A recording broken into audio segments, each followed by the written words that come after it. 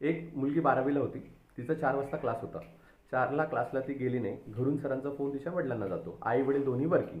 तर वडील म्हणतात ठीक आहे मी बघतो. वडील तिला व्हिडिओ कॉल करतात. तर ती खरंच झोपलेली असते पांघरून आणि म्हणते की मला बरं नाही आहे. थोडा वेळ जातो. सरांना बाजारात काम असतं. बाजारात काम करता करता त्यांना ती मुलगी दिसते. काही मित्रांबरोबर फिरत असते. सर परत क्लासला येतात 6 वाजता आणि घरी फोन करतात तिच्या वडिलांना. अहो ती तर बाहेर फिरताना दिसली. तुम्ही म्हणताय की तिथं आजारी आहे. वडील म्हणे नाही नाही मी आता 6:30ला पोहोचतोच आहे म्हणे. मी घरी जाऊन चेक करतो. घरी जाऊन चेक करता ती खरंच परत तिथे झोपलेलीच असते अंथरून पांघरून घेऊन आणि म्हणते की मला खूप बरं वाटत नाही. वडील फोन करतात. म्हणतात सर तुमचं काहीतरी चुकतंय म्हणे. ती माझी मुलगी नाही. माझी मुलगी खरीच झोपलेली आहे घरी. तिला बरं वाटत नाही.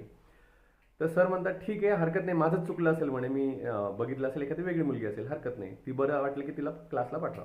आता तुम्ही समजदार आहात. तुम्हाला जे समजायचं तुम्ही समजू शकता. पण माझं असं म्हणणं आहे मुलांनी ऑनेस्ट राहणं खूप गरजेचं आहे आपल्या पॅरेंट्सशी. कारण पॅरेंट हे अहोरात्र आपल्यासाठी मेहनत करत असतात. खरंच आई वडिलांना फसवू नका. बाकी